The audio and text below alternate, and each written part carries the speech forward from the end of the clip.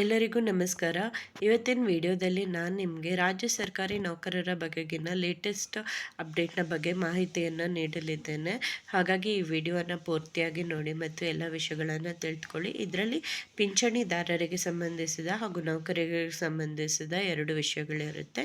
ನೀವೇನಾದರೂ ಕೇಂದ್ರ ಸರ್ಕಾರಿ ನೌಕರರು ಅಥವಾ ನಿವೃತ್ತರಾಗಿದ್ದರೆ ಅದರ ಬಗೆಗಿನ ಲೇಟೆಸ್ಟ್ ಅಪ್ಡೇಟನ್ನು ನನ್ನ ಚಾನಲಲ್ಲಿ ಆಲ್ರೆಡಿ ಅಪ್ಲೋಡ್ ಮಾಡಿದ್ದೀನಿ. ನೀವು ನನ್ನ ಚಾನಲ್‌ಗೆ ಉಚಿತವಾಗಿ ಸಬ್ಸ್ಕ್ರೈಬ್ ಮಾಡ್ಕೊಳ್ಬೋದು. ಇದಕ್ಕೆ ಯಾವುದೇ ರೀತಿಯ ಚಾರ್ಜಸ್ ಇರೋದಿಲ್ಲ. ಸೊ ನೀವು ಸಬ್ಸ್ಕ್ರೈಬ್ ಮಾಡಿಕೊಂಡು ನಂತರ ನನ್ನ ಚಾನಲ್ನ ಪ್ಲೇಲಿಸ್ಟ್ ಆದ ಗೌರ್ಮೆಂಟ್ ಎಂಪ್ಲಾಯೀಸ್ ನ್ಯೂಸ್ ಅನ್ನೋದಕ್ಕೆ ಹೋದರೆ ಅಲ್ಲಿ ಎಲ್ಲ ಅಪ್ಡೇಟ್ಸ್ಗಳನ್ನು ಇಮಿಡಿಯೇಟಾಗಿ ತಿಳ್ಕೊಳ್ಬೋದಾಗಿದೆ. ಸೊ ಈ ವಿಡಿಯೋನ ನೀವು ನೋಡಿ ಹಾಗೂ ನಿಮ್ಮ ಕಲೀಗ್ಸ್ ಜೊತೆ ಕೂಡ ಶೇರ್ ಮಾಡಿ. ಇವತ್ತಿನ ವಿಷಯ ನಾನು ಹೇಳ್ದಾಗೆ ರಾಜ್ಯ ಸರ್ಕಾರಿ ನೌಕರರು ಹಾಗೂ ನಿವೃತ್ತರಿಗೆ ಸಂಬಂಧಪಟ್ಟಂತೆ ಲೇಟೆಸ್ಟ್ ಆದೇಶಗಳು. ಸೊ ಹಲವಾರು ಡಿಸ್ಕಷನ್ಗಳು ಮುಖ್ಯಮಂತ್ರಿ ಆದಂಥ ಮಾನ್ಯ ಸಿದ್ದರಾಮಯ್ಯ ಅವರ ಜೊತೆಗೆ ಕರ್ನಾಟಕ ರಾಜ್ಯ ಸರ್ಕಾರಿ ನೌಕರರ ಸಂಘದವರ ಜೊತೆ ಆಗಿದೆ. ಸೊ ಅದರ ಆದೇಶದ ಮೇರೆಗೆ ಏನು ಡಿಸ್ಕಷನ್ ಆಗಿದೆ ಅನ್ನೋದನ್ನೇ ನೀನು ರೀಸೆಂಟಾಗಿ ಏನು ಆದೇಶಗಳು ಅಂಗೀಕಾರ ಆಗಿದೆ ಅನ್ನೋದನ್ನು ನಾನು ತಿಳಿಸ್ಕೊಡ್ತೀನಿ.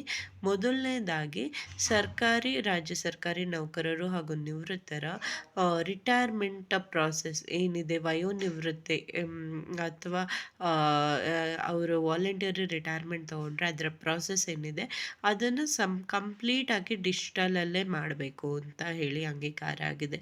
ಸೊ ಇದರ ಬಗೆಗಿನ ಡೀಟೇಲ್ಸ್ ನಿಮಗೆ ತಿಳಿದುಕೊಳ್ಬೇಕು ಅಂತ ಇದ್ದರೆ ನೀವು ಕಮೆಂಟ್ ಮಾಡಿ ತಿಳಿಸಿ. ನಾನು ನೆಕ್ಸ್ಟ್ ವೀಡಿಯೋದಲ್ಲಿ ಅದನ್ನು ವಿಡಿಯೋ ಮಾಡಿ ಅಪ್ಲೋಡ್ ಮಾಡ್ತೀನಿ.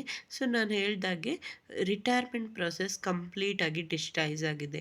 ಮೊದಲಿನಾಗೆ ನೀವು ಫಾರ್ಮ್ ಫಿಲ್ ಮಾಡಿ ಸಬ್ಮಿಟ್ ಮಾಡೋದು, ಅದು ಮತ್ತೆ ಲೇಟಾಗಿ ಬರೋದು, ಪೆನ್ಷನ್ ಪ್ಲ್ಯಾನ್ ಲೇಟ್ ಆಗೋದು, ಇಂಥ ಸಮಸ್ಯೆಗಳಿರೋದಿಲ್ಲ. ಇದಕ್ಕೆಲ್ಲ ಕಡಿವಾಣ ಹಾಕಬೇಕಂತಲೇ ಕಂಪ್ಲೀಟ್ ಪ್ರಾಸೆಸನ್ನು ಡಿಜಿಟಲ್ ಆಗಿ ಮಾಡ್ತಿದ್ದಾರೆ. ಸೊ ಇದು ಹೇಗೆ ಏನು ಪ್ರೊಸೆಸ್ ಅನ್ನೋ ಡೀಟೇಲ್ಸ್ ಎಲ್ಲ ಬೇಕಂತ ಇದ್ದರೆ ಕಮೆಂಟ್ ಮಾಡಿ ತಿಳಿಸಿ. ನಾನು ನೆಕ್ಸ್ಟ್ ವೀಡಿಯೋದಲ್ಲಿ ತಿಳಿಸ್ತೀನಿ. ಇದು ಮೊದಲನೇ ವಿಷಯ. ಎರಡನೇ ವಿಷಯ ಏನಂದರೆ, ಹಲವಾರು ಜನ ಕೇಳ್ತಿದ್ರಿ ನಮಗೆ 7th ಪೇ ಕಮಿಷನ್ ಇದಾದ್ರೂ ಬಾಕಿ ಡಿ ಎ ಇನ್ನೂ ಸಿಕ್ಕಿಲ್ಲ ಅಂತ. ಸೊ ಬಾಕಿ ಇರುವ ಅರಿಯರ್ಸ್ ಅಥವಾ ಡಿ ಎಯನ್ನು ಜನವರಿಯಿಂದ ಕೊಡೋದಕ್ಕೆ ಸ್ಟಾರ್ಟ್ ಮಾಡಬೇಕು ಅನ್ನೋ ಡಿಸ್ಕಷನ್ಸ್ಗಳು ನಡೀತಿದೆ. ಅಂದರೆ ಏನು ಇದುವರೆಗೆ ಬಾಕಿ ಇದೆ, ಏನು ಡಿ ಎ ಹೈಕ್ ಆಗಬೇಕಿತ್ತು, ಕೆಲವರು ಡಿಪಾರ್ಟ್ಮೆಂಟ್ಗಳಿಗೆ ಸಿಕ್ಕಿಲ್ಲ, ಕೆಲವ್ರಿಗೆ ಆಲ್ರೆಡಿ ಸಿಕ್ಕಿದೆ ಆದರೂ ಕೆಲವ್ರಿಗೆ ಸಿಕ್ಕಿಲ್ಲ. ಅಂಥವ್ರಿಗಿರೋ ಬಾಕಿಯನ್ನು ಏನೇನಿದ್ರೂ ಜನವರಿ ಒಳಗಡೆ ಕ್ಲಿಯರ್ ಮಾಡಬೇಕು ಅನ್ನೋ ಆದೇಶ ಕೂಡ ಸಿಕ್ಕಿದೆ.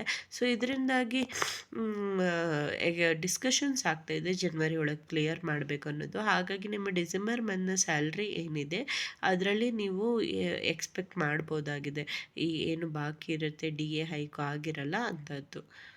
ಈ ವಿಡಿಯೋ ನಿಮ್ಗೆ ಯೂಸ್ಫುಲ್ ಆಗಿದೆ ಅಂತ ಭಾವಿಸ್ತೀನಿ. ವಿಡಿಯೋ ನೋಡೋದಕ್ಕಾಗಿ ಧನ್ಯವಾದಗಳು.